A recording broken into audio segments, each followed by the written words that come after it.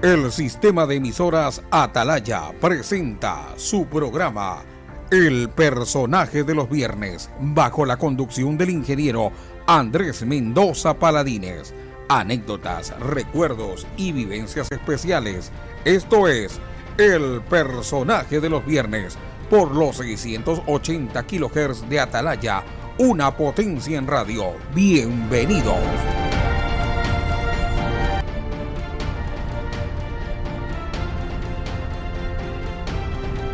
Hola, ¿cómo están, amigos del Personaje del Viernes? En este fin de semana que llegamos ya a la mitad del mes de enero. Parece mentira, pero hace poco nomás era 1 del mes y ya estamos en la mitad de este primer mes del año con muchísimo contagio del COVID-19 y de la famosa variante Omicron. Hoy le hemos pedido que tenga la amabilidad de atendernos desde Madrid, desde España, al doctor Ángel Álvarez, con quien hemos venido conversando desde el inicio de la pandemia. Y nos ha dado realmente reportes inolvidables, extraordinarios y muy precisos respecto a el virus. Y no solo para verlo desde acá, desde el Ecuador, como ya lo hemos hecho, sino también desde a nivel internacional. En España pues tenemos cientos de miles de compatriotas. Además, Ángel vivió acá, en Guayaquil, entonces conoce el medio perfectamente. Ángel, ¿cómo estás? Gracias por buenos días, Andrés. Gracias a ti por tu invitación. Es un placer poder compartir contigo estos momentos. ¿Cómo están? Así, acá hace mucho calor. En Guayaquil esta época es pues de invierno, en cambio ustedes deben de estar con un frío muy fuerte. Sí, ahora casualmente ya está empezando el frío bastante fuerte. Esta mañana cuando he llegado al hospital estábamos a 3 bajo cero, todo 3 bajo helado, cero. Mucho hielo, ha helado mucho esta noche y ahora mismo estamos a 7-8 grados, pero un sol precioso, un cielo maravilloso, pero frío, hace bastante frío. Sí. Ah, ok, o sea, sí han estado con sol. Ya, eso es bastante, sí, ¿no? Sí. Eso pero es bastante. Pero mucho frío. Mucho frío. Bueno, enero, no sé qué mes te parece más frío, enero, febrero. Enero y febrero, los dos son los peores. Enero y febrero. El año pasado, justo por esta época, tuvimos una nevada impresionante, que estuvimos 3-4 días totalmente colapsados sin poder salir de nuestras casas, y fue algo impresionante, y ahora se prevé que quizás en 15 días volvamos a tener lo mismo. Eso dicen los expertos, esperemos que no. Ahora ya estamos preparados, ya tenemos todos palas y tenemos hasta esquíes para poder... iba la gente al hospital, por ejemplo, esquiando, era impresionante, es una cosa alucinante. Hay fotos y vídeos increíbles, ¿no? Nunca en la vida nevó tanto en el centro de España como el año pasado, ¿no? Increíble. Bueno, cada año es diferente con esto del cambio climático, ¿no? Cada año y con extremos de muchísimo frío o de muchísimo calor. Es bárbaro. Hablando de eso, y solo como una generalidad, algunos pensaban que el virus del COVID se esparce más en épocas de invierno. En épocas de invierno, no de acá de Ecuador, porque siempre aquí hace calor, ¿no? Pero en épocas de invierno de tanto el hemisferio norte como del hemisferio sur. ¿Tiene eso alguna razón o no? Lo que se está viendo ahora mismo, vamos a ver, con el COVID, Andrés, y eso yo, después de 2 años, justo ahora 2 años, estamos todavía en continuo avance y continuo aprendizaje. No sabemos absolutamente nada. Si tenemos oportunidad, te puedo contar mi experiencia particular con pacientes de mi especialidad de aparato digestivo y COVID. O sea, es impresionante la cantidad de problemas digestivos que estamos viendo ahora relacionados con el COVID, que no está en los libros. A mí en la facultad no me lo enseñaron. Estamos aprendiendo ahora con esto, ¿no? Pero a tu pregunta en concreto, realmente lo que se ha visto en países del hemisferio norte o con 4 estaciones y tal, nosotros lo que pasa es que la vida, cuando hace mucho frío, la hacemos dentro de las casas, en sitios interiores. Y en el momento actual, y eso es algo que quiero insistir y que es muy importante que trasladéis a la población, el factor primordial para el contagio es el estar en un interior con un paciente o con un sujeto contagiado. Es decir, es muy importante la ventilación y el que haya cierta distancia entre los sujetos, ¿no? Y claro, aquí en España actualmente, con el frío que hace, todos tendemos a no estar en la calle, sino A más bien estar estar dentro, encerrados, más bien. efectivamente, en el interior. Y eso provoca, evidentemente, mayor contagio, ¿no? Además, tenemos el tema de las calefacciones, tenemos el tema de la falta de humedad, en fin, una serie de factores que eso ayuda a los cambios de temperatura, ayuda a que los virus se propaguen más. Pero básicamente es el hecho de que estemos más tiempo encerrados. En el momento en que empiece a hacer menos calor, menos frío y podamos salir más a la calle. Sabes que aquí en España hacemos una vida totalmente al aire libre, ¿no? Claro, mucha caminata, Muchas muchos paseos, terrazas, y muchos restaurantes y muchos terrazas. bares y muchos tal. En el momento en que podamos hacerlo, evidentemente va a ser muy importante para evitar tantos contagios, porque al aire libre el contagio no es tan importante. Es muy importante en el momento actual, con respecto a los contagios de COVID, tener esas 3 características fundamentales, que es la distancia personal, es muy importante mantener cierto tipo de distancia, la mascarilla, que es fundamental, sobre todo en interiores, es importantísimo, más una mascarilla buena, mascarilla FFP2 aquí en Europa, N95 en Estados Unidos, Eso nos están KN95. diciendo que mejor se usen la Por FP2 en Europa o supuesto, AN95. por La supuesto, en quirúrgica no, ¿no? interiores siempre, autobuses, aviones, trenes, lo que sea, siempre KN95, FFP2 aquí en Europa, y ventilación, Andrés, ventilación, abrir ventanas en un sitio, abrir la puerta para que corra el aire, porque sabemos, esos son datos de ayer mismo, que el virus está 20 minutos aproximadamente en el aire. O sea, pasados 20 minutos, el virus desaparece, se deposita en el suelo. Otra cosa que hemos aprendido ahora... 20 minutos, bien, ese dato es importantísimo. Aproximadamente. Okay. Y después otra cosa que hemos aprendido ahora, o que estamos aprendiendo ahora, porque es que es constante, tú sabes la cantidad de información, que esa es otra, hay que saber de dónde sacas la información, porque hay mucha gente que sabe de todo, pero hay que buscarlo en fuentes realmente científicas. Otra cosa que sabemos es que el tema de las superficies no es tan importante como pensábamos. ¿Te acuerdas hace 2 años lo importante? La gente iba con guantes, no quería tocar nada por si se contagiaba. Realmente no es tan importante. Evidentemente no conviene una buena higiene de manos, de lavado de manos, gel hidroalcohólico, pero no es tan importante a la hora del contagio. El contagio fundamental es por aerosoles. No porque te tosen encima o te estornuden encima, sino porque alguien que está contagiado está hablando y solamente puede hablar, deja el virus flotando en el aire, tú pasas por ahí, estás un ratito, tienes que estar un cierto tiempo, vas y te contagias. Eso es lo más importante ahora mismo en enero del año 2022. Es esas 3 características las que tenemos que cumplir para evitar el contagio en la medida de lo posible, ¿no? El doctor Ángel Álvarez, como bien decía, es médico especialista del Hospital Clínico San Carlos de Madrid, conocido Hospital de San Carlos, es experto en el área digestiva. Y en este caso, muchos médicos en estos 2 años, pues, que han tenido especialidades clínicos, intensivistas, aparato digestivo, se han vuelto, les dicen también covidólogos acá en Ecuador, Ángel. Así es, así es.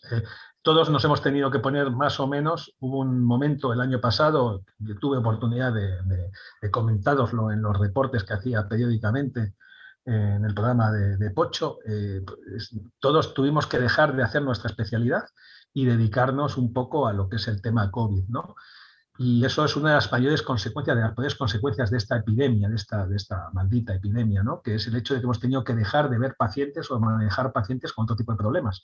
Y hay muchos pacientes con problemas muy serios que no podían dejar de ser cuidados, ¿no? Y desgraciadamente por culpa de esto hemos tenido que dedicarnos a otras cosas. Ahora ya nos ha pillado un poco ya a sabiendas. En España estamos en la 6ª ola, fíjate, 6 picos hemos tenido ya. Y ya estamos un poquito más preparados y ya podemos organizarnos de otra forma, ¿no? Pero al principio todos tuvimos que dejar de todo y dedicarnos solamente al COVID, porque es que no era una pesadilla, no sabíamos por dónde venía. Ahora ya por lo menos sabemos por dónde viene y podemos organizarnos un poquito mejor. El Hospital San Carlos, estoy viendo, y lo había chequeado también los días pasados, es el principal centro de referencia en la formación de profesionales sanitarios de la Universidad Complutense de Madrid. Es un referente a nivel de toda España e internacional por el nivel de sus instalaciones y de sus profesionales.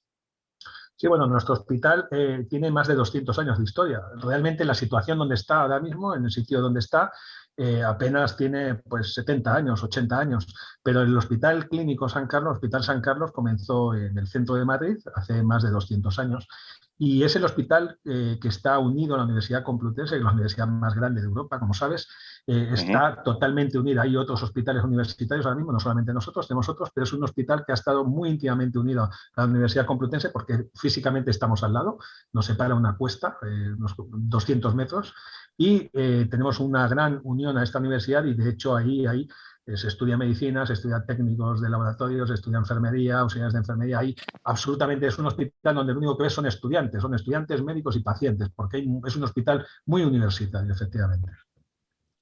¿Y qué está ocurriendo en estos momentos? Cuando digo estos momentos me refiero a estas últimas semanas, ¿no? Y obviamente ahora con bueno, nosotros la tenemos variante. un hospital que tiene 800 camas, 800 800 camas. camas. Y para que tengas una idea, en marzo del año 2020 hemos llegado a tener 600 pacientes ingresados con COVID y ahora mismo tenemos 110, ¿no? Que es muchísimo, porque es que hace un mes había 6 pacientes ingresados nada más.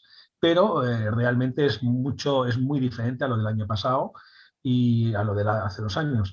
Lo interesante quizás es lo de la UBI. Fíjate que en la UBI solamente tenemos a 10 pacientes con COVID. Es decir, hemos llegado a tener, la UBI hemos tenido que ampliarla, hemos tenido que tener camas de UBI incluso en los pasillos, ha sido, bueno, tú lo sabéis igual allí que aquí, y ahora mismo no, ahora mismo tenemos un porcentaje de ocupación de la UBI, de la unidad de cuidados intensivos, bastante asumible, ¿no? Lo que está subiendo bastante son los ingresos hospitalarios generales, aunque parece, y esto es lo que estamos notando esta semana, que el ascenso ya se está ralentizando. Es decir, llevamos varios días que no sigue aumentando, parece como que se está estabilizando, que es el primer paso para que vuelva a bajar, ¿no? Ya, España tiene, y Europa en general, tiene yo diría unas 2 o 3 semanas adelantado acá a Guayaquil y Ecuador en la llegada de la variante Omicron que vino en Sudáfrica.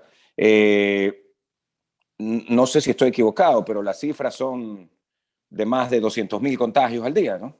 175.000 por ahí, el día que peor, ayer fueron 150.000, hoy estamos a punto de ver las cifras de hoy, que son las de ayer, sí, casi 200.000, efectivamente, no estás equivocado, sí. Pero ya, ¿y 100 cómo se muertos maneja eso? máximo diarios. ¿Cuántos? 100, que es muchísimo, pero no tiene nada que ver con lo que era hace 2 años o hace 1 año y medio, es decir, que se morían 10 veces más, es decir, sigue habiendo muchos fallecidos, pero muchos menos que antes, ¿no? O sea, en el momento pico de la pandemia, que primero además llegó a Madrid, ¿cuántos estaban en España? ¿Mil muertos diarios? Mil y pico muertos, sí, exacto. Sí, claro, sí. O sea que claro, no tiene nada que ver. Son 100 muertos, es muchísimo. Pero son cifras ya un poquito menos escandalosas, ¿no? Y además, si te fijas los datos, realmente los pacientes que están falleciendo, desgraciadamente, están falleciendo, pero son pacientes normalmente con mucha patología y gente mayor. O sea, no hay tantos ingresos en la UBI. Fíjate, la edad media es curioso, estaba repasando los datos, la edad media ahora mismo actual de contagio es 27 años. O sea, nosotros en la primera y segunda ola, tú cogías a todos los contagios y la edad media era 70, 80 años. En cambio, ahora mismo es 27 años. Evidentemente son pacientes que la mayoría van a ir muy bien, incluso asintomáticos, ¿no? Y eso se nota en los hospitales. Aún así, hay tal cantidad de infectados, estamos hablando de una incidencia de más de 3.000 por 100.000. O sea, es una barbaridad. O sea, es impresionante la cantidad de contagios que hay, que como hay tantísimos, pues evidentemente al final acaba habiendo gente en el hospital, ¿no? Pero aquí también ha habido ciertos aspectos positivos, igual que se ha manejado muy mal la epidemia en algunos aspectos, en otros ahora mismo podemos decir que tenemos suerte en el sentido de que actualmente, por ejemplo, tú puedes, con un test de antígenos que tenemos todos en casa, de hecho aquí en Madrid nos los han regalado y tal, puedes hacer tu prueba y coges y ves que eres positivo, llamas a un teléfono y ahí directamente ya se contabiliza el caso, tú te quedas 7 días en tu casa y a los 7 días, si no pasa nada, sales y ya está, ¿no? Eso está quitando sobrecarga a los hospitales. ¿Y cuán confiables son esas pruebas? Porque aquí hay también, y no, son muy baratas alta. y todo, pero ¿cuán confiables? Los test de antígenos, los aprobados en la Unión Europea por la EMA, por la Agencia Europea del Medicamento, que son un listado que es accesible, son una sensibilidad por encima del 95%. Está muy bien, ¿no? No es igual que una PCR, el hisopado, que es casi del 100%, pero eso requiere una técnica más compleja, un personal sanitario o un estudio que tarda unas horas. En cambio, esto sabes que son 15 minutos. Cuidado, y en este aspecto es otro mensaje interesante que hay que trasladar a la población. Yo creo que es un error el que esto lo hagamos de forma preventiva para evitar un contagio. Yo creo que en la variante Omicron ya se sabe, actualmente ya sabemos, que es una variante que puede dar negativo, un falso negativo al principio este test de antígeno. Entonces conviene que no nos confiemos. Es decir, el hecho de que sea negativo no quiere decir que no tengas el virus. Y vas a una reunión social o lo que sea y puedes contagiar a todo el mundo. Entonces es muy importante que se utilicen estos test de antígeno solamente en el caso de que tengas un contacto estrecho o que tú sospeches realmente que tienes la enfermedad. Aquí ha habido un problema en España, que ha habido una confusión ahora en Navidades, todo el mundo se lo estaba haciendo para poder ir a cenar, a comer y tal. Yo sinceramente creo que eso fue un error, porque habría mucha gente que era falso negativo. Claro, hacen al para final, reuniones sociales. Yo creo que es un error. Hay gente que piensa que no, pero bueno, científicamente es un error. O sea, tú no puedes estar 100% seguro, te puede dar cierto grado de seguridad, pero no el 100%.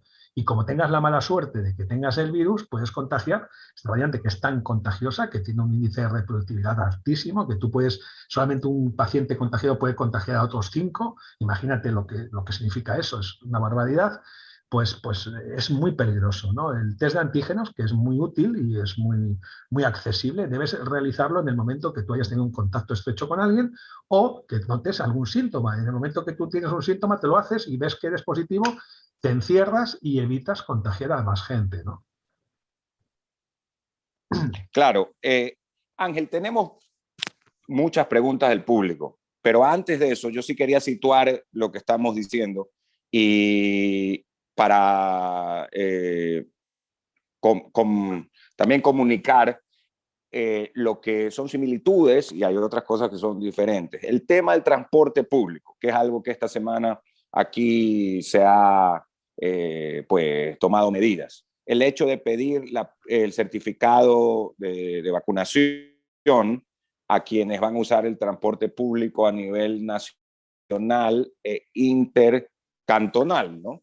Y también se va a pedir en Guayaquil, en el caso de la Metrovía, de manera aleatoria, controles para el uso del transporte público. ¿Qué hay? ¿Es una incubadora o no de COVID el transporte? Mira, Andrés, como tú bien sabes, porque eres un amigo de mi país y eres un buen conocedor de España, aquí en España tenemos 17 autonomías y en cada parte, cada autonomía, cada uno hace lo que quiere, ¿no? Aquí en Madrid tenemos la suerte de tener un gobierno autonómico que yo creo que en este aspecto lo está manejando bastante bien y afortunadamente no está exigiendo ningún tipo de pasaporte, ningún tipo de certificado a nadie. Te explico. El certificado y el pasaporte COVID, como se llama aquí, tiene una utilidad para mí fundamental, que es que te obliga a la gente a vacunarse. Es decir, que yo creo en la vacunación y entonces el hecho de que necesitarlo para hacer cualquier tipo de actividad, pues te obliga a que te vacunes. Pero por lo demás, como tú bien sabes, el hecho de que estés vacunado no evita que puedas contagiar a otras personas. De hecho, te puedes infectar igual. Es cierto que te infectas menos, es cierto que contagias menos porque eliminas el virus antes, pero técnicamente hablando, un paciente vacunado se puede contagiar y también puede contagiar a los demás. Ahora mismo ya sabemos, y mira en otros países, la experiencia de otros países, que este tipo de certificados a largo plazo no tiene una gran repercusión. Desde el punto de vista económico puede ser hasta contraproducente. Ya no sé, tema de transporte público. Aquí no se te exige en ningún sitio el transporte público, en ninguna comunidad autónoma.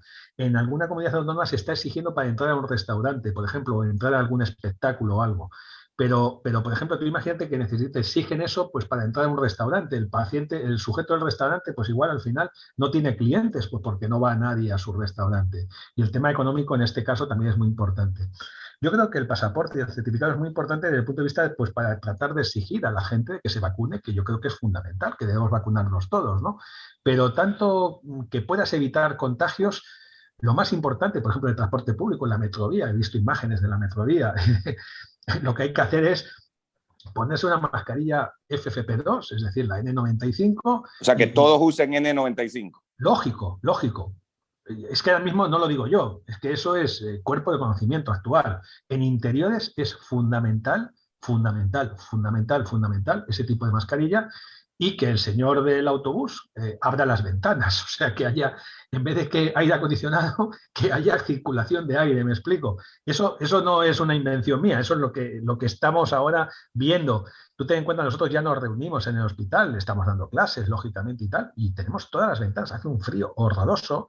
Yo el otro día, el lunes, fue un examen que tuve que vigilar a mis alumnos, y yo estaba congelado dentro del aula con el abrigo porque teníamos todo abierto y ellos estaban haciendo el examen en el interior, todos con mascarilla FFP2. Es decir, es muy importante lo de la mascarilla, la mejor posible, y en este caso es esa, y la ventilación, el que no haya mucha acumulación. Ahí sabes que hay medidores de CO2 que puedes tú comprarte incluso por internet y puedes adquirirlos, y tú los puedes tener en sitios más o menos públicos, en un restaurante, en cualquier sitio, y te mide la cantidad de CO2 que hay. Y cuanto más alto es el CO2, eso quiere decir que hay mayor acumulación de gente que está respirando, y tienes, por tanto, mayor riesgo de que el virus, si alguno estaba contagiado, permanezca, ¿no? Cuanto más bajo está el CO2, eso quiere decir que hay una buena ventilación. Eso es lo más importante. Después, desde el punto de vista político, es complicado. Algo del ventilador, ventiladores, ¿sirven sí, o no? claro, ventiladores, por supuesto, ventiladores, que haya movimiento de aire. Eso es lo más importante ahora mismo. Muy bien, vamos a ir a la pausa. Solo me queda ahí una inquietud que no sé también. En los aires acondicionados que se usan mucho acá, sí. En el retorno, Claro. ¿hay algún inconveniente? Hay filtros especiales, y de hecho me consta que allí está eso estudiado y se están utilizando filtros especiales que sin ningún problema, la mayoría de los aires acondicionados que se utilizan habitualmente en países como el tuyo y en sitios como el tuyo, que estáis utilizando aire acondicionado desde hace 80 años, desde que se inventaron, claro. Son aires acondicionados súper bien diseñados, y que están... aire acondicionado es peligroso quizás en un sitio como este, que no estamos tan acostumbrados, ¿no? Que hay gente que tiene aire acondicionado que solamente lo utiliza un mes al año. Entonces imagínate lo que puede estar creciendo allí, ¿no? Claro. Pero en Ecuador no tienes ningún problema con los aires acondicionados. El aire acondicionado, hay un tipo de recirculación que te permite estar tranquilo. Yo me estaba hablando de la metrovía, o sea, un sitio donde hay 200 personas. Sí, hablábamos de transporte público, metrovía o buses. Sí. Pero tú estás en la radio, estás en tu casa con el aire acondicionado, ahí hay una circulación completa de aire sin problema, por supuesto. Ok, ese era mi siguiente, por eso fue mi siguiente pregunta. Pero, en efecto, empezamos con el tema de transporte, buses intraprovinciales, metrovía, en Quito. Pues abriría ventanas. Abriría ventanas abiertas. Sí. Ok. Y el control de mascarillas, clave, sobre todo. Es que no es tan complicado, Andrés. Si te fijas, hubo una época allí y aquí que no había mascarillas, no existían las mascarillas, pero ahora mismo es bastante accesible, todo el mundo puede comprar mascarillas, han bajado los precios. Los precios además son accesibles, no sé, como tú dices. Aquí en España incluso se bajó el IVA, o sea, es decir, son relativamente baratas, se puede comprar por internet, y entonces yo en mi casa personalmente, toda mi familia y todos mis, yo creo, todos, tú ves en el hospital, todos utilizamos mascarillas, que por cierto pueden ser negras, azules, rosas, yo qué sé, las puedes hacer hasta amarillas, del color de Barcelona, puedes hacer lo que quieras, pero siempre tienen que ser FFP2 o N95, ¿me entiendes? Que son realmente las que te protegen casi un 98% en esta variante tan contagiosa como es Omicron, ¿no? Buenísimo saberlo. Vamos a la pausa y regresamos. Estamos con el doctor Ángel Álvarez, médico especialista tratante en el Hospital San Carlos de Madrid, directo desde España. Nos está atendiendo en el personaje del viernes. Ya volvemos en un momento más, amigos oyentes. No se olviden que este programa se transmite hoy a las 5:30 de la tarde, mañana a las 9 de la mañana, el día domingo se reprisa a las 7 de la mañana, y que lo pueden seguir a través de nuestro Facebook Live, Radio Atalaya 680M, igual en nuestro YouTube, Radio Atalaya 75, y en nuestras redes sociales, Instagram, Twitter, y por supuesto en nuestra página web. Ya regresamos luego de la primera pausa en el personaje del viernes. Muy bien.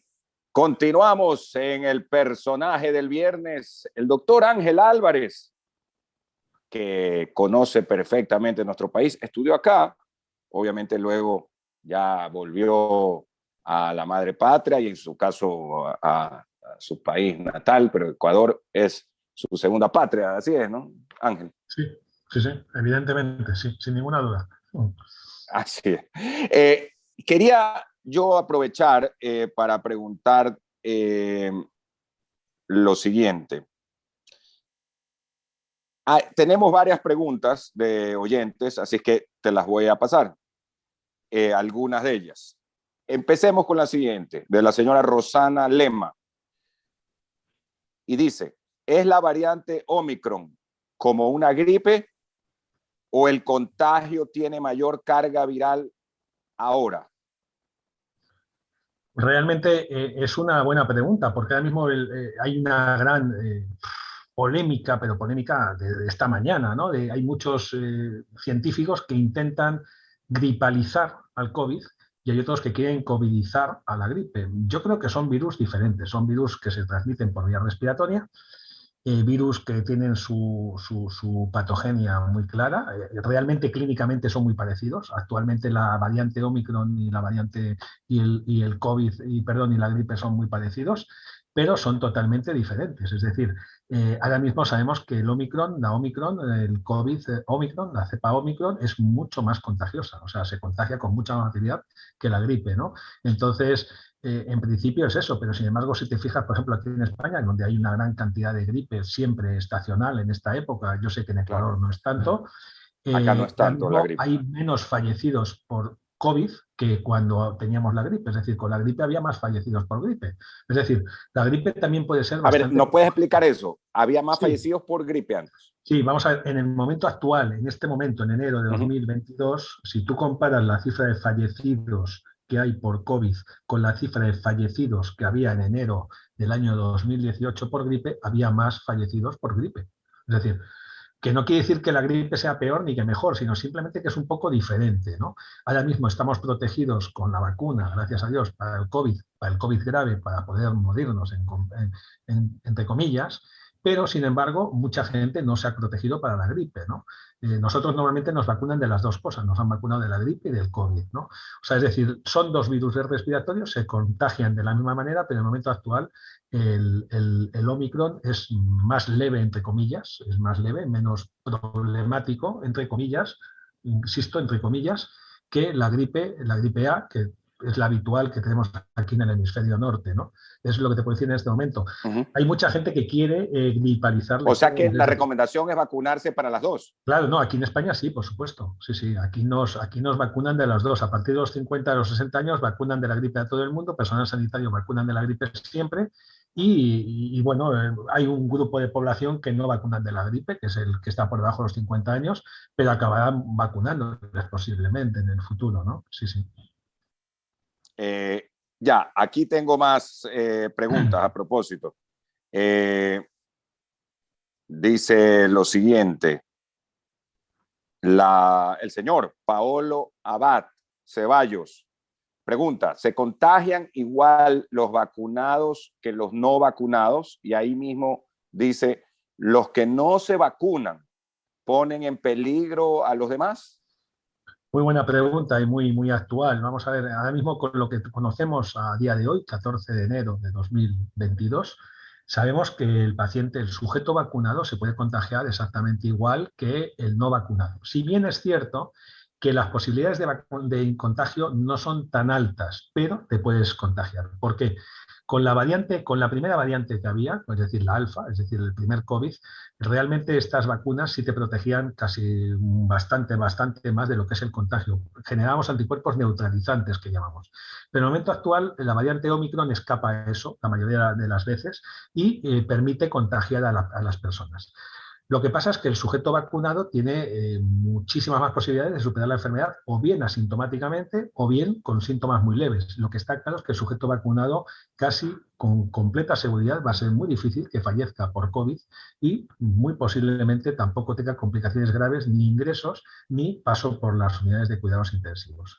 Primer paso. Segundo tema con respecto a esta pregunta de este señor, el paciente o el sujeto que está vacunado, sabemos que elimina el virus con más facilidad, o sea, lo elimina de su organismo. Por tanto, es menos propenso a contagiar al resto de la gente. Sabemos que está durante un tiempo determinado con posibilidades de contagiar, pero ese tiempo es muy cortito. En cambio, el que no está vacunado está mucho tiempo eliminando el virus y pudiendo contagiar a la gente. Por tanto, es obvio que hay que vacunarse. Por un lado, tienes posibilidades, muchas posibilidades de tener una enfermedad leve, y por otro lado, si contagias a alguien va a ser de una forma mucho más leve. Si todos estuviésemos vacunados, sería casi imposible que el virus circulase como está circulando ahora mismo.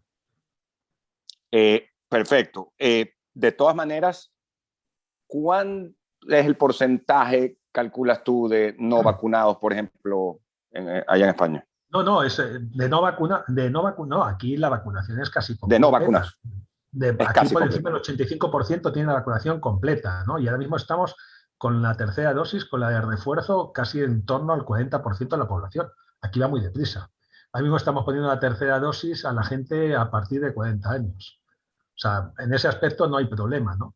Pero bueno, hay un pequeño porcentaje de gente que no se vacuna ni se va a vacunar nunca. Es algo respetable, por supuesto, hay que respetar la libertad de todos, pero yo creo que en principio lo aconsejable es vacunarse, sin ninguna duda, porque sabemos que vacunándote vas a tener una enfermedad, si la tienes, mucho más leve. Es decir, yo estoy rodeado de compañeros que están teniendo el COVID y realmente han tenido un día malo, nada más, y si es que lo han tenido. Incluso gente que es que no sabía ni que lo tenían, que se le han hecho la prueba, sí, pues porque su mujer estaba enferma, ¿no? Y bueno, y aparte de eso es que por responsabilidad con el resto de la gente, ¿no? Es que si tú te vacunas, tu virus, si lo tienes, lo vas a eliminar, vas a hacerle desaparecer muy rápidamente gracias a los anticuerpos que te ha generado la vacuna. En cambio, si no estás vacunado, puedes estar con el virus mucho tiempo y eso puede hacer que infectes a mucha más gente, ¿no? Otra pregunta, la tercera pregunta. Esto nos dice lo siguiente, la señora María José Suárez. ¿Cuántos ingresados a los hospitales hay aproximadamente con o sin vacunación? Yo creo que sería un tema más de porcentaje, ¿no? Sí, bueno, no, pero mira, es muy fácil. El porcentaje ahora mismo hay muchos pacientes vacunados e ingresados, hay muchos, pero es que son muchísimos más, tienes 10 veces más posibilidades de ingresar si no estás vacunado, ¿no? Es decir, te voy a dar cifras concretas, las cifras concretas te podría dar de mi hospital o incluso de Madrid, ¿no? No te podría dar de más globales, pero tú ten en cuenta que igual de todos los pacientes en una unidad de cuidados intensivos actual, pues igual el 80% están sin vacunar y el 20% están vacunados. También aquí en este aspecto hay que tener cuidado con esto. Tú ten en cuenta que nosotros la PCR la hacemos a todo el mundo. Yo voy a hacer una endoscopia y el día antes tienes que hacerte la PCR. Y entonces estamos viendo muchísima gente asintomática que son positivos. Eso por un lado. Y después, por otro lado, también ten en cuenta que hay mucha gente que ingresa por otras cosas y que hacen una PCR positiva. Por ejemplo, tienes un accidente de tráfico o lo que sea y tienes el brazo roto y a todo el mundo que entra en el hospital le hacemos una prueba y resulta que sale positivo, pero el paciente no ha ido por el COVID.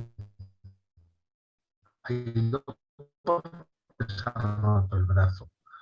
Esto es muy importante, muy largo de explicar y aparte no tengo todos los números en la cabeza, pero hay muchos pacientes que están falleciendo, que están ingresados porque tienen otras patologías, ¿no?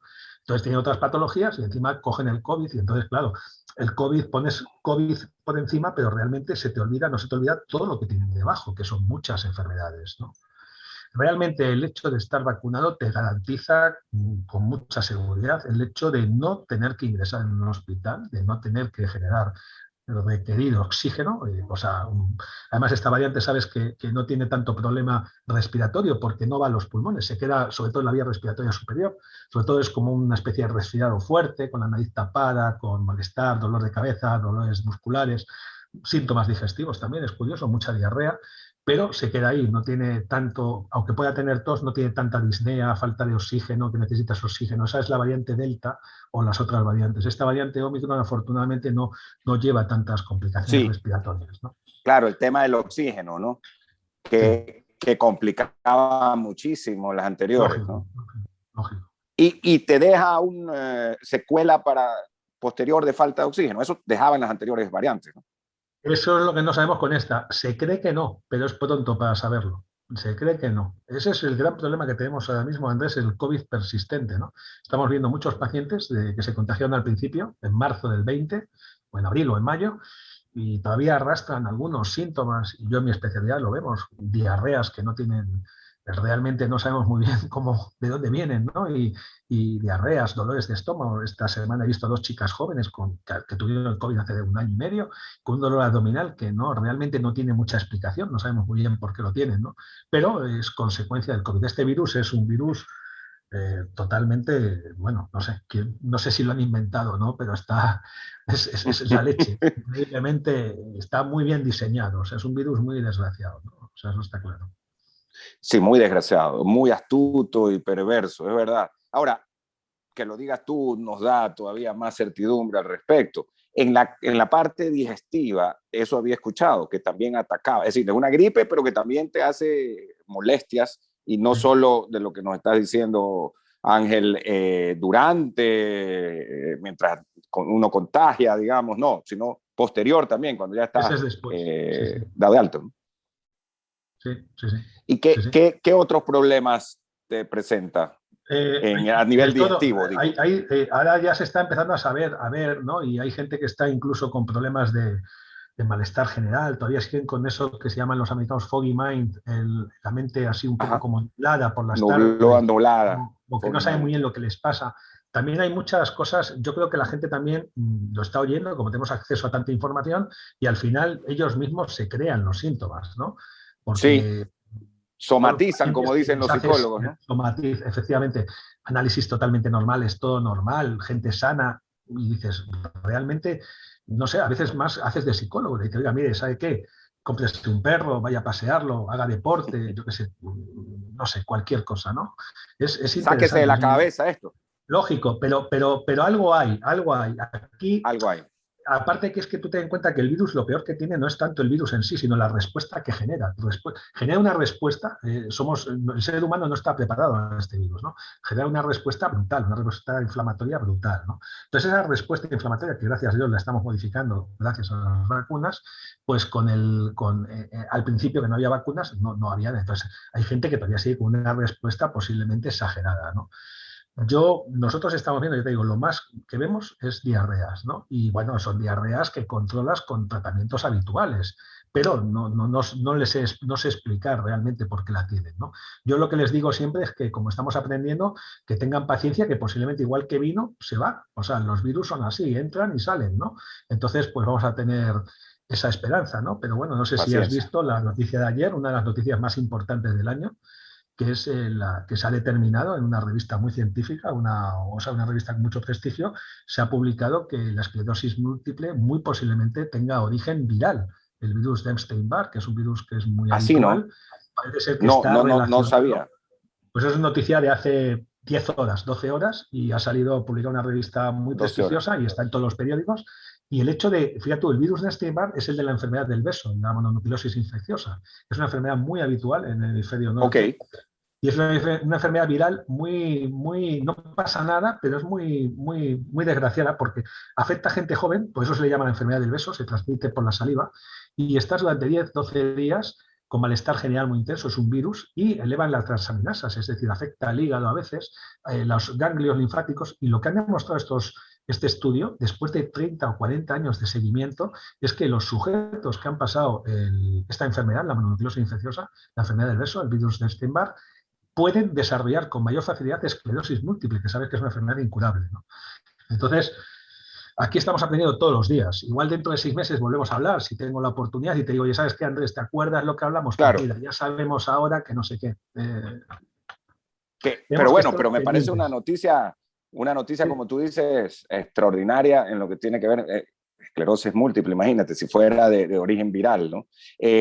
Ángel, para aprovechar aquí que estás con nosotros, tengo otra pregunta antes de ir a la pausa. Y esto, yo he estado hablando a propósito de este tema y por eso no quiero dejarlo de preguntar ahora, antes de este segundo corte comercial. Con mi hermano lo he estado hablando algunas veces y aquí veo que la señora Ruth Sánchez Muñoz preguntan, ¿los niños pueden contagiarse y ponerse graves? ¿Qué pasa si los padres no quieren vacunarlos? Bueno, excelente pregunta también. Voy a empezar por el final. La patria potestad es del padre. Si el padre se niega, aquí en España y en ninguna parte del mundo que yo sepa, la vacunación es obligatoria. Si el padre se niega, al niño no se le vacuna. De hecho, he leído esta mañana también un juez que le ha dado la razón a unos padres que han dicho que no quieren vacunar a sus hijos. Es decir, pues no se vacuna. Si el padre dice que no, no se vacuna. Con respecto a la primera pregunta, es muy difícil contestar. ¿Por qué? Porque realmente la vacuna está aprobada para niños a partir de los 5 años. De hecho, se está vacunando a todo el mundo. Hay a veces casos, algunos casos esporádicos de efectos secundarios que son un poco aparatosos y graves, pero son muy poco frecuentes, como la miocarditis, etcétera, etcétera. Pero lo que está claro es que el COVID en los niños existe, y existe de verdad. Y te digo, por ejemplo, cifras en España el año pasado igual murieron, no llegaron a 40 niños en España en total por COVID. Pero vi a sus padres que no pasa nada. Es decir, son 40 niños con nombres y apellidos, niños sanos, por cierto. Entonces, como te pille y tengas la mala suerte, pues te puede pillar, ¿no? Entonces, ¿qué es lo que sucede? Que es una decisión complicada. Yo, en principio, yo vacunaría a los niños. De hecho, está aprobada la vacunación en Estados Unidos, en Europa. De hecho, se está vacunando. No pasa absolutamente nada, pues es una vacuna muy bien tolerada. Y porque está descrito el COVID en niños, y de hecho hay una edad justo en los niños que es la más peligrosa para el COVID, que son los lactantes sobre todo, y los niños recién nacidos, que igual nacen con algún tipo de problema o algún tipo de situación un poquito más compleja, o algún tipo de malformación congénita, algún tipo de enfermedad un poco más difícil, y que encima tienen la mala suerte de tener el COVID, pues sería peligrosísimo. Y después hay un tercer factor importantísimo, que es el que hablamos antes del contagio. Si tú el virus tratas de arrinconarle, el virus es una endemia, es decir, vamos a tenerlo siempre, o sea, no se va a ir nunca. Pero Ok, si va tú tienes, a estar ahí. está claro, pero lo que no puedes tener es un grupo de población permanente con la capacidad de contraerlo y de transmitirlo. Entonces, lo ideal sería una vacunación completa, más o menos completa. Por cierto, no lo hemos hablado, pero esto me recuerda algo muy importante. Vacunación que tiene que ser igualatoria en todo el mundo. Es decir, no se puede vacunar solamente Ecuador y España. Es decir, tendría que vacunarse todos los países del mundo. Todos los países del mundo. Claro, ese es el problema, ese es el gran problema que tenemos ahora mismo. Claro, en África, por ejemplo, hay bajísimos índices de vacunación, o en Haití. O en algunos estados de Estados Unidos, por ejemplo. O en algunos estados, sí, claro, para no ir más allá. Lo ideal sería que todo el mundo se vacunase, ¿no? Pero por eso yo creo que hay que vacunar a los niños. Cuidado, vacunar a los niños, pero no con refuerzo ni nada, simplemente la vacuna normal. Y ya se ha visto, se está viendo que muy posiblemente no necesiten un refuerzo, porque con las 2 dosis habituales y tal es suficiente, ¿no? Eso es lo que se está viendo en estos momentos, porque lo estamos describiendo ahora, ¿no? Pero desgraciadamente, yo siempre digo lo mismo cuando me han preguntado los pacientes. Tú dile a los padres de esos 40 niños que hubiesen hecho si hubiese existido la vacuna, si hubiesen vacunado, ¿no? Son 40, son pocos, pero claro que sí. Puede pasar, ¿no? ¿A qué edad representa Omicron un peligro para los niños? ¿Y cuál es la manera más adecuada de tratarlos? Los lactantes, sobre todo lo más peligroso son los lactantes, los recién nacidos, y sobre todo los recién nacidos y lactantes con malformaciones congénitas, con algún tipo de enfermedad sobreexistente, que ya nacen, por ejemplo, yo que sé, con un riñón, o que nacen con algún tipo de malformación congénita, cardíaco, o niños prematuros, por ejemplo, que es muy habitual, o partos múltiples, 2 o 3 niños a la vez. Esos son los más peligrosos, porque una infección respiratoria grave puede ser mortal, ¿no? Es raro, claro, pero puede pasar. O sea, ahí es donde hay que tener más cuidado, ¿no? Claro, en esos casos. Claro. Ok, vamos a hacer una pausa y volvemos, amigos oyentes del sistema de emisoras Atalaya. Este es el personaje del viernes con el doctor Ángel Álvarez desde Madrid, desde España. Regresamos luego de la pausa comercial en la parte final de tan no solamente fructífero, sino esclarecedora charla para todos nosotros y especialmente para nuestra audiencia y los que nos siguen a través de las redes sociales y las que nos siguen a través de las redes sociales en el Radio Atalaya 680M, que es nuestro Facebook Live, y en el YouTube Radio Atalaya 75, igualmente en el Instagram de Atalaya, en el Twitter de Atalaya y en nuestra página web www.radioatalaya.net. Ya regresamos. Muy bien. Vamos a continuar en esta parte culminante, agradeciéndole por su tiempo, sus conocimientos y siempre que nos da estas luces el doctor Ángel Álvarez, quien es médico justamente especialista en el área de la parte digestiva, pero de COVID, por supuesto, le ha tocado ser durante estos 2 años en el Hospital San Carlos de Madrid. Hablando del hospital, una pregunta. El Hospital San Carlos me decías que es de la Seguridad Social, ¿no? Sí, sí, sí.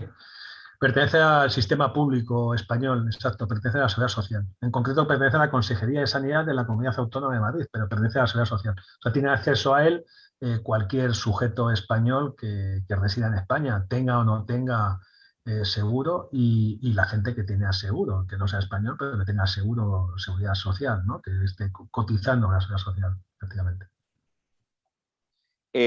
Claro, claro. Y tú me decías que todos pueden ir. Porque, sí.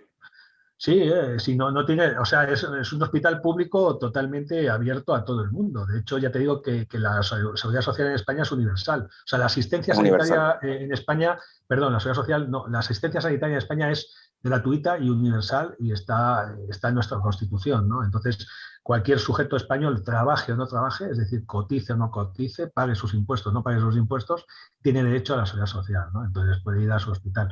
Evidentemente hay gente que prefiere, por ejemplo, tener sanidad privada y aparte de tener la seguridad social, pues tiene un seguro privado y va a sus clínicas privadas, sus hospitales privados, etcétera, etcétera, sin ningún problema, ¿no? Pero el 80% de la sanidad pública, de la sanidad en España, se lleva a cabo en los hospitales públicos, ¿no? Como el mío, ¿no? Sí. Tú me decías que atiendes a muchos ecuatorianos que trabajan allá, ¿no? Muchos. Hombre, ahora se ha notado que ha descendido un poco a partir de la crisis 2008-2009, bajó un poco el nivel, pero hay muchísimo ecuatoriano en España, muchísimo ecuatoriano en Madrid, mucho ecuatoriano en Madrid. Y es siempre una maravilla, un grato momento cuando yo tengo la oportunidad de coincidir con algún paciente ecuatoriano, porque paso muy buenos momentos, me trae muy buenos recuerdos. Y, hombre, tratas de tratar bien y de portarte bien con todos tus pacientes, pero si ves a un paciente ecuatoriano, pues con más razón, porque le hablas de su país, le hablas de todos los buenos recuerdos que yo tengo de ese país, donde viví una época maravillosa. Y evidentemente, si ya el paciente es guayaquileño, ya ni te cuento, porque no podemos hablar de fútbol, le pregunto que si es de Barcelona o de Emelec, me dice que es de Barcelona, entonces le digo que no le voy a atender porque yo soy de Emelec. El paciente no dice, este médico me ha el loco. Paciente. ¿Cómo sabe que existe el Emelec, el Barcelona y tal? Y bueno, y así, ¿no? Incluso tengo ecuatorianos, alumnos ecuatorianos en medicina, en la Facultad de Medicina, algunos incluso de Guayaquil, un guayaquileño. Ahora mismo tenemos un chaval de Ecuador, de Guayaquil, que está estudiando, alumno mío. ¿Sí, no? Tengo residentes en la Complutense, efectivamente, y tengo una residente, una chica de Quito, es una quiteña que está SR4, está a punto de finalizar nuestra especialidad en mi hospital, sacó el MIR, aprobó el MIR, hizo su oposición, lleva 4 años con nosotros, una tía fabulosa, una chica fabulosa, que va a acabar ahora mismo, y bueno, y la verdad que hay mucho ecuatoriano, afortunadamente, en España, ¿no? Además, te digo una cosa con confianza, Andrés, dentro de todo el tema de inmigrantes e inmigración, que es un tema muy delicado, que hay que tener mucho cuidado, sí, el ecuatoriano es un hombre, es un sujeto trabajador, es un sujeto educado, es muy trabajador, muy educado, muy agradecido, muy amable, muy buena persona. La gente, tú hablas con otros españoles y tal, y diferencian muy bien, saben diferenciar muy bien al sujeto que viene del Ecuador, del que viene de otros sitios, y para mí es un orgullo, y estoy muy contento de que sea así, porque realmente... O sea que está muy bien considerado. Vistos, muy bien considerados, y aparte ten en cuenta que, como tú bien sabes, la inmigración ecuatoriana no es solamente en gente que viene a trabajar de albañiles o en el campo. Hay gente de inmigración de alto nivel, mucho universitario, mucha gente muy cualificada que viene afortunadamente a España, gente que incluso ya tenemos una segunda generación yo tengo hijos, o sea, amigos de mis hijos que son hijos de ecuatorianos que vinieron hace 20 años. Es decir, a mí me hace mucha ilusión porque son españoles, pero hijos de ecuatorianos. Y bueno, y es de lo que se trata, porque yo siempre les digo lo mismo. Yo, oye, ¿y usted por qué nos trata así? Pues porque yo hace 40 años llegué a su país, que hace muchísimo tiempo, y ustedes me trataron a mí muy bien, y a mí eso no se me olvida. Y claro, yo les trato como ustedes me trataron a mí, ¿no? Eso es algo que lo tengo tengo guardado en mi corazón, ¿no? Y afortunadamente todos los días te cruzas con algún paciente o alguien ecuatoriano al que puedes ayudar si es posible, ¿no? ¿Te has encontrado hace poco, me dices, con un paciente de Santo Domingo? Esta mañana sí, tomando un café. Esta mañana sí, porque le he visto, como tenía programada esta entrevista contigo, estaba un poquito más pensando en cosas de Ecuador, y le he dicho, porque le llevaba tiempo viendo, le digo, oye, ¿tú de dónde eres? Y dice, no, de Ecuador. Y sí, en cuanto habla un poquito, le digo, ¿de la sierra o de la costa? Y él me ha dicho, no, ni de la sierra ni de la costa. Y digo, ya está claro de dónde es. Tú eres de Santo Domingo. Y el tipo, sí, ¿cómo sabes Santo Domingo y tal? Y le he dicho, sí, Santo Domingo de los Ni Sáchilas. sierra ni costa. Ni sierra, están ahí que si no saben o sea, no sé qué, depende cómo les interesa, son serranos o son monos, depende, ¿no? Ellos, depende cuando les interesa. Depende. ¿No? Sí, no, pero un gran tipo. Un tipo se ha de haber quedado, 20 años trabajando. Gratamente sorprendido. No, feliz, está feliz. Lo que te está diciendo, que tiene de todo, no le falta de nada, un trabajador y está muy contento, muy integrado y afortunadamente muy bien, ¿no? Muy bien. El otro día estaba viendo un partido de fútbol, que sé que te gusta el fútbol, del Villarreal. Sí, me gusta mucho. Te fijes, la próxima vez que veas un partido del Villarreal Club de Fútbol, fíjate que en la portería de la izquierda, según ves la televisión, siempre hay una bandera ecuatoriana colgada. Es un detalle curiosísimo. Desde hace muchos años debe ser algún socio de ese equipo, del Villarreal, que es un club muy importante de Primera División Española, y lo único que hace es poner una bandera del Ecuador justo ahí juega detrás de la portería. Estupiñán. Pero no sabía que pone justamente... No, pero Estupiñán lleva poco tiempo en el Villarreal. Sí, Estupiñán lleva poco tiempo, un año. La bandera del Ecuador la tienen siempre puesta ahí. Y yo trato de fijarme cómo es posible. Pues es la bandera que está. Y hay peñas, hay gente en el Bernabéu, sabes que yo soy del Real Madrid, que va con su bandera del Ecuador al Bernabéu. Es decir, estamos totalmente integrados. Sí. Para mí es un orgullo y es una felicidad completa, ¿no? Qué bueno, qué bueno. Gracias por todo, por la verdad que nos sentimos elevadísimos el ánimo con eso. Dos preguntas finales. Una de nuestro compañero y productor del programa, Gabriel Maurat, y dice, ¿cuánto debe esperar una persona que recién tuvo COVID para vacunarse del refuerzo, de la tercera dosis, ¿no? Sí, bueno, ahora mismo, justo la semana pasada ha salido una directiva europea que hablan de 4 semanas, de un mes. Hay polémica, ¿eh? Es cierto que hay gente que dice que quizás sea demasiado pronto, que no hace falta tan poco tiempo, mejor esperar un poco más, pero realmente sabemos que la vacuna en condiciones normales es inocua y entonces realmente cuanto antes te vacunes, esperar un mes, pero cuanto antes te vacunes, mejor, ¿no? Sabes, Andrés, que precisamente los sujetos que han pasado el COVID y se vacunan o tienen una dosis de refuerzo son los que generan una respuesta inmune mayor, es decir, son los que están más protegidos, son los supermanes en esto, ¿no? Entonces, hay gente que dice que quizás un mes sea poco, pero ahora mismo lo que está aprobado son 4 semanas. A partir de las 4 semanas sí conviene vacunarse, en este caso de la de refuerzo, ¿no? Ya, aquí tengo otra más de la misma pregunta. La persona me dice, la señora, a ver, sobre el refuerzo, aquí está, Víctor Solís Díaz. Dice, ¿es mejor Pfizer o AstraZeneca para la tercera dosis? O refuerzo. Bueno, ese es un tema peliagudo, Andrés, como bien sabes.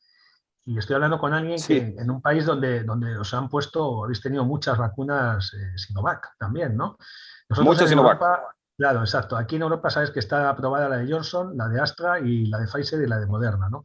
Ahora mismo, con los datos que tenemos, incluso sabes que en el Reino Unido están intentando, vamos, de hecho han puesto la de refuerzo antes que las de ARN porque la de Astra bajaba el nivel de anticuerpos mucho más rápidamente que las otros tipos de vacunas. Ahora mismo, con lo que sabemos, las vacunas que tienen más efectividad, con lo que sabemos en este momento, son las de ARN mensajero, que son las de Moderna y las de Pfizer, más que la de Astra, ¿no? Entonces, la de Astra, aquí hay muchísima gente porque es una de las vacunas que se compró, que se ha vacunado de Astra y se les está poniendo de refuerzo la de Pfizer. Aquí en España, el único refuerzo que se ponen es Pfizer o Moderna. A mí me pusieron Moderna, por ejemplo, pero no ponemos ya Astra. Astra ya no se pone, ¿no? Cuando digo España, digo la Unión Europea, ¿no? Astra ya no. El Reino Unido no es la Unión Europea. Ellos son como son. Ellos claro. siguen con Astra, pero cuidado, ellos son los primeros que hicieron el refuerzo. Es decir, el refuerzo lo hicieron muy temprano porque fueron los que se dieron cuenta que los niveles de anticuerpos bajaban muy rápidamente, ¿no? Entonces, en principio, parece recomendable siempre las vacunas ARN mensajero, ¿no? Pfizer y Moderna. Por cierto, sabes que Pfizer ya en marzo saca una vacuna contra Omicron, ¿no? O sea que... Sí. Saca, y hasta bromas están haciendo será, eso, ¿no? será lo que nos sale pongamos, la OMI, no. luego sale la vacuna. Exacto. Y luego sale la otra y sale la nueva vacuna. Están haciendo bromas de eso por memes, ¿no? Sí. Así es. Ángel, una última inquietud de otra oyente, y es sobre las mujeres embarazadas. Dice Ricardo Chevasco, las embarazadas deben vacunarse y hasta qué mes de gestación es conveniente. Excelente pregunta, sin ninguna duda deben vacunarse. Precisamente una de las cosas que se ha sacado de las consecuencias de la experiencia que se ha sacado con la variante Delta, la anterior, la variante India, es que contagiaba a muchas embarazadas y eran casos terribles, fallecimientos incluso, o cuadros de gestaciones interrumpidas, eclampsias, preeclampsias, muchos problemas. Y entonces, desde entonces, se definió en Europa y en Estados Unidos la necesidad de vacunar a todas las embarazadas. Las embarazadas se tienen que vacunar desde cualquier momento hasta el final del embarazo. Si bien es cierto que sabes que en los embarazos normalmente a nadie le gusta administrar nada a las embarazadas el primer trimestre, es decir, las primeras 12 semanas se intenta, que es el periodo crítico de desarrollo del embrión, se intenta no poner nada, pero incluso se ha demostrado que es segura utilizándola en los primeros 3 meses. Normalmente aquí lo que se hace es vacunar a partir del tercer mes de embarazo. Y esto es muy interesante, seguir poniendo, es decir, en este caso sería justo en el momento del parto poner la segunda dosis y el refuerzo justo después cuando corresponda. O sea, la embarazada no es ninguna contraindicación, ni muchísimo menos, ningún momento del embarazo para ponerse la vacuna. De hecho, se recomienda y de hecho ha habido con la variante Delta... No va a afectar al feto. No, en absoluto, no pasa absolutamente nada. Y además, de hecho, con la variante Delta se estuvo buscando activamente a todas las embarazadas. O sea, es que se las llamaba a su casa, oiga, que usted está embarazada, véngase para acá que la voy a vacunar. Que yo no quiero vacunarme, no, véngase porque es que como le dé, o sea, por eso te digo, no, la vacuna está totalmente indicada y, por ejemplo, una embarazada puede vacunarse a los 6 meses, a los 5 meses, a los 8 meses, después cuenta los 6 meses, se pone la segunda, las 4 semanas se pone la segunda y 6 meses después la de refuerzo, ¿no? O sea, sin ningún problema. Vamos, es muy recomendable. Muy bien.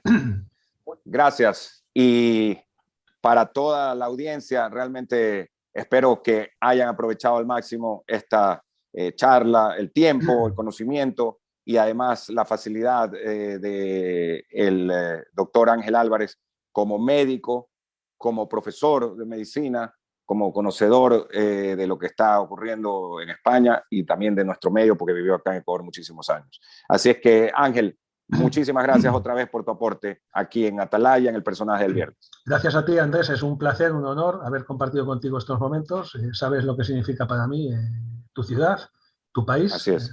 Que quiero profundamente, es mi segundo hogar, mi segunda patria. Solamente, mira, si te digo con sinceridad, tengo muchas ganas que acabe esta pasadilla, como todos, pero tengo muchas ganas sobre todo para poder volver a viajar con tranquilidad, ir a Guayaquil, tomarme un ceviche, ver a mi Emelec y ser feliz con mis amigos. Al Capuel, vas a ir. Bueno, al Capuel. Tenía que tener algún defecto. Prometió, ¿no?, en su día que me llevaría al Capuel. Yo quiero ir al Capuel y él dice que es una cajita de cerillas. Yo para mí es un estadio. ¿Quién te va a llevar? El Pocho. Sí, exacto. Pero yo quiero ir al Capuel y quiero pasar un buen rato allí con vosotros, que sabéis que se os quiere. Estoy a tu disposición. Igualmente. Un abrazo grande. Nos despedimos del personaje del viernes. Luego de la pausa viene la programación regular del sistema emisor Atalaya en este fin de semana. Ya volvemos.